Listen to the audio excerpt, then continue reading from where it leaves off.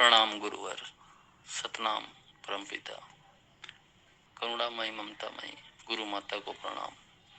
गुरुदेव, आपसे जुड़ने से पहले का एक सत्य अनुभव साधना आपसे चर्चा करना चाह रहा हूँ। हे गुरुदेव, सतनाम पिता, वराही देवी के मंत्र जाप कर भविष्य का सही सही जानकारी 6 या 7 बार हुआ है। यह जानकारी अब नहीं हो पा रहा है। यह विधि में सफलता कैसे प्राप्त करूं? हे सतनाम पिता, आप पर मुझे पूर्ण भरोसा और विश्वास है। आप सत्य को बताएंगे, भविष्य जानने वाली विधि को बता देते। हे आदिनाथ, आपसे संन्यास व दीक्षा लूंगा प्रभु। मुझे ऐसा लगता है इस पृथ्वी पर आपके अलावा सत्य का मार्गदर्शन करने वाला कोई नहीं है। हे परम पिता, आप अपने से अलग मुझे मत करना। मेरे विचार व शब्दों में कुछ गलती हो तो क्षमा करना। सतनाम परमपिता प्रणाम। आपका अपना धर्मेंद्र। मुझ पर दया करें प्रभु। प्रणाम आपको और प्रणाम आप सभी को।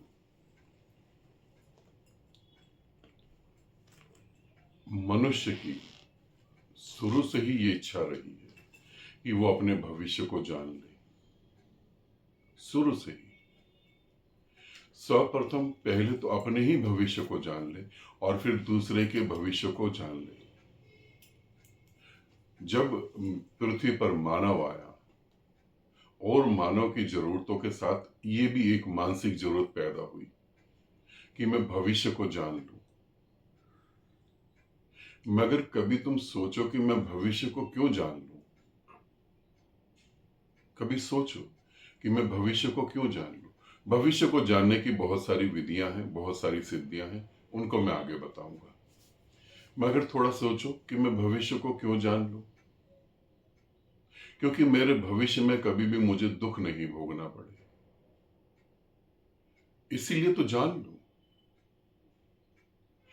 आप एक आदमी की कल्पना करो कि जिसके जीवन में दुख नहीं है, जिसके जीवन में कोई संघर्ष नहीं है, कोई स्ट्रगल नहीं है, कोई भागदौड़ नहीं, किसी किस्म की टेंशन नहीं है। आप जब जीवन की कल्पना करोगे तो आप ऐसे जीवन की कल्पना करो कि सुख ही सुख है। मगर जब आप कल्पना करोगे तो आपको यह भी पता लगेगा वहां जीवन नहीं है। जीवन सदा एक में नहीं रहता है, जीवन दो में गति करता है। मेरे जीवन में दुख ना हो, मेरे जीवन में परेशानी ना हो, मेरे जीवन में कोई ऐसी घटना ना घटे जिससे मैं विचलित हो जाऊं, फिर तुम सीखोगे कैसे? सीखने का तो यही नियम है ना।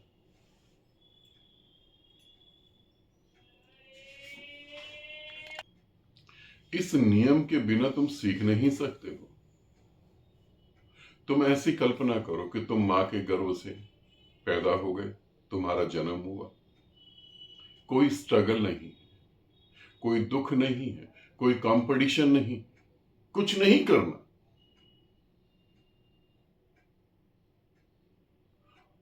ऐसे जीवन की कल्पना करो, कुछ भी नहीं करना है,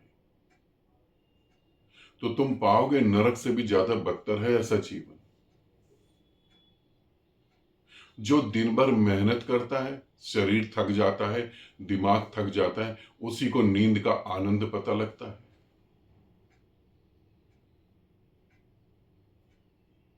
जो दिन भर सोया रहा, कुछ करा ही नहीं, बस सोता ही रहा, उसे रात की नींद का कोई आनंद नहीं पता लगेगा। रात को बेचैनी पता लगेगी, आनंद नहीं पता लगेगा।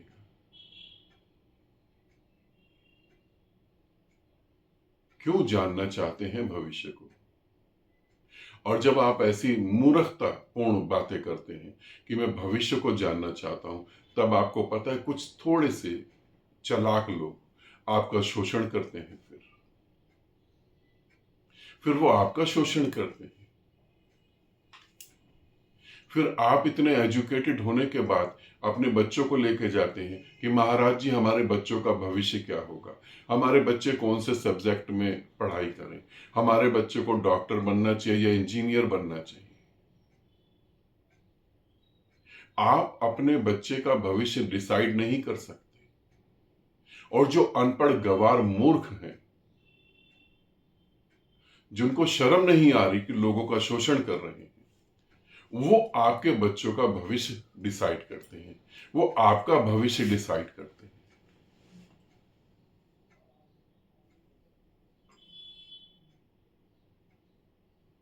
आपने कहा कि मैं कोई मंत्र जाप कर रहा और उसके कारण 6 बार तो भविष्य ठीक ठीक दिख गया, मगर आगे अब बात नहीं बन पा रही। आप मंत्र जाप ना भी करें तो भी भविष्य दिख जाता है। किसी को 2 बार दिख जाता है, किसी को 3 बार दिख जाता है, किसी को 6 बार दिख जाता है। जो नास्तिक है उनको भी भविष्य का अंदाजा हो जाता है, मगर ये अंदाजे होते हैं। 100 बार आपने भविष्य को देखने की कोशिश करी, एक बार सत्य हो गया तो आप वो एक बार जो सत्य है उसी को पकड़ के बैठेंगे, बाकी जो सत्य नहीं हुआ उसे आप भूल जाएंगे और यही मान लेंगे कि भविष्य मैंने देख लिया। और फिर साधु संतों के पास पहुंचेंगे कि कैसे हम भविष्य देखें। यदि तुमने मुझे कहा कि मुझे सत्य बताओ, मैं तुम्हें सत्य बता रहा हूं। यदि कोई साधु संत भविष्य देख सकता है किसी दूसरे व्यक्ति का, तो वो अपने भविष्य को सुधार लेना। फिर तिहाड़ जेल में बंद क्यों हो जाते हैं? फिर बीबी के मर्डर के बाद बीबी महासमाधि में चली गई, ये कहने की क्या जरूरत है?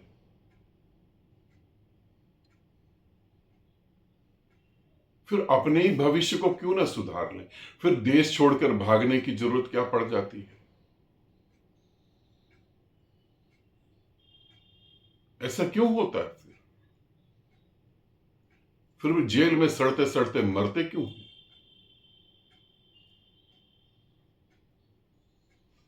एक और साधु गुरु कुछ भी कह लो, चंद्रा स्वामी करके शायद ऐसा नाम था उनका, तांत्रिक थे।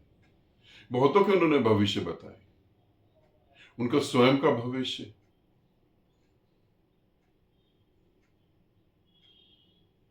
थोड़ा सा हम और आगे चलते हैं।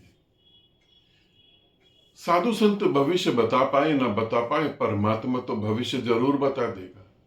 नारायण तो भविष्य बता ही सकते हैं, है ना? मैं ना बता पाऊं भविष्य, तुम ना बता पाओ, नारायण तो बता सकते हैं। कृष्ण ने क्या अर्जुन को भविष्य बताया था? कृष्ण ने क्या युधिष्ठिर को भविष्य बताया था? राम ने क्या सीता को भविष्य बताया था? शिव ने क्या सती को भविष्य बताया था? ये लोग भविष्य नहीं बता पाए। यदि शिव सती को भविष्य बताते तो फिर सती को गोदी में लेके पागल क्यों हो जाते? सती जल गई, मर गई, रो क्यों रहे थे? फिर वो राम सीता सीता क्यों पुकार रहे थे जंगलों में? कृष्ण ने फिर महाभारत होने ही क्यों दी? महाभारत में कम नुकसान नहीं हुआ। बड़े बड़े योद्धा, एक तरीके से समझो बड़े बड़े वैज्ञानिक, सब मर गए उसमें।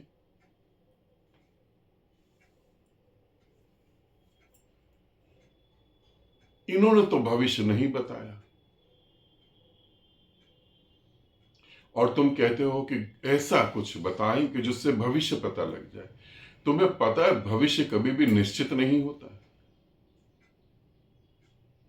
भविष्य कभी भी डिसाइड नहीं, पहले से कुछ फिक्स नहीं होता है। 50% आपके कर्मों के हिसाब से होता है और 50% आपको आजादी है, आप चेंज कर सकते हैं। मैं भविष्य देखने के पक्ष में नहीं, भविष्य को निर्मित करने के पक्ष में हूं। मैं कैसा भविष्य जीना चाहता हूं उसको मैं निर्मित कर सकता हूं। मैं उस पक्ष में हूं और उसी दिशा में तुमको लेके जा रहा हूं। तुम अपना भविष्य खुद ही लिख सकते हो, ये जरूरी। तुम मुझसे सत्य पूछना चाहते हो, मैं तुम्हें सत्य बता रहा।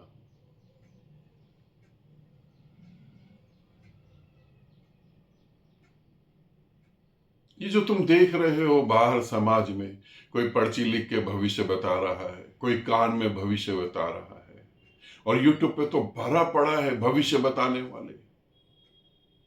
इन सबके भविष्य कहां पर है? आपको पता है, आपको दिमाग में जितनी टेंशन होती है, जितनी परेशानी होती है, जितनी आपकी जिम्मेवारी होती है, कोई साधु संत जो होता है उसके पास और ज्यादा होती है। ये साधु संत ऊपर से हंसते, अंदर से बड़ी टेंशन होती है, बड़े डरे डरे घूम रहे होते हैं। आप तो फिर भी आराम से घूम लेते हैं। कोई भी स्त्री उठ के कह दे किसने मेरा बलात्कार करा है, बात खत्म हो गई बस। जो पांव धोकर पानी पीते थे वो जूता मारना लगते हैं। ये वो अपनी समझ से नहीं सोचते कि सच में ऐसा हुआ या नहीं हुआ, वो जूता मारने लगते हैं तुरंत, बस यूं ही किसी ने कह दिया।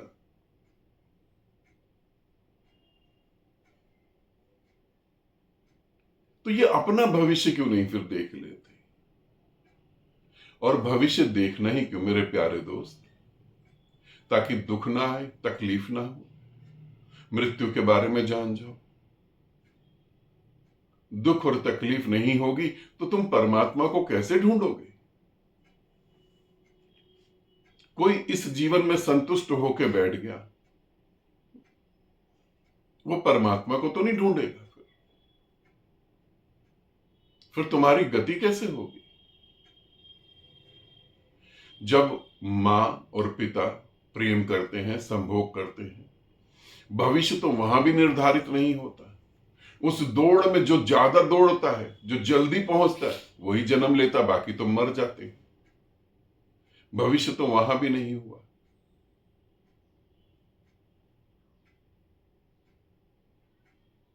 भविष्य जैसा कुछ नहीं, तुम क्या करते हो उस पर तुम्हारा भविष्य निर्मित होता है। तुम क्या करोगे उस पर तुम्हारा भविष्य निर्मित होता है।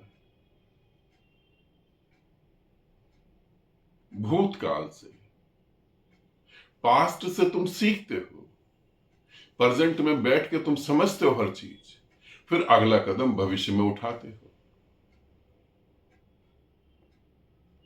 तुम्हें यह तो ना पता था कि तुम मेरे पास आ जाओगे, मुझसे जुड़ जाओगे। भविष्य नहीं, भविष्य देखने की बात नहीं करो, भविष्य को बनाने की बात करो। कैसे मैं अपने भाग्य विधाता, मैं खुद ही स्वयं अपने भाग्य का भाग्य विधाता बनूं, कैसे मैं अपना स्वयं का भाग्य लिखूं। कहते हैं ना, जब हम परमात्मा के घर से आते हैं तो हमें परमात्मा कुछ गिफ्ट देता है, वो खाली किसी को नहीं भेजता। परमात्मा पता है कौन सा गिफ्ट भेजता है? परमात्मा आपको एक पेन देता है, एक पेंसिल, लिखने के लिए, अपना भविष्य लिखो। मगर हम इतने बेहोश होते हैं कि हम अपना भविष्य बेहोशी में लिख रहे होते हैं, और फिर चिल्लाते हैं कि दुख आ गया, दुख आ गया। एक स्त्री शादी कर लेती है ये सोच के बड़ा सुख मिलेगा, ठाठ से रहूंगी, मगर वो ये देखती नहीं कि जिसके प्रति मैं ये सोच रही हूं कि बड़ा सुख मिलेगा, वो भी तो मेरे लिए यही सोच रहा है कि बड़ा सुख मिलेगा। अंधा अंधे को रास्ता दिखाने की बात कर रहा है। कहां से बड़ा सुख मिलेगा? मैं रानी बन के रहूंगी, और वहां वो लड़का सोच रहा था आएगी तो घर के काम करेगी, मेरे भी 4 कपड़े धो देगी, टाइम पे खाना मिल जाएगा, और मैं राजा बन के रहूंगा। उसकी राजा बनने की इच्छा, इसकी रानी बनने की इच्छा, दोनों ने अपना पेन लेकर चला दिया कि मैं रानी बन के रहूंगी, और मुझे रानी कौन बनाएगा? ये भिखारी मुझे रानी बनाएगा। और जब शादी हो गई, 1 साल बाद पता लगा ये तो भिखारी निकला, राजा तो था ही नहीं, क्योंकि जो राजा है ही नहीं वो रानी बनाएगा कहां से? और उसको भी पता लगता, अरे ये मैंने क्या लिख दिया अपने हाथ से। 4-5 साल में सभी को होश आ जाता है, सभी होश में आ जाते हैं। अब जबरदस्ती ढोना चालू हो जाता है। भविष्य नहीं, होश में भविष्य लिखने की बात करो। मैं तुम्हें उसी दिशा में गति करवा रहा हूं, ठीक है? इतने ध्यान से मुझे सुना, इतने प्रेम से देखा, उन सभी के लिए बहुत बहुत धन्यवाद और बहुत सारा प्रेम आप सभी को।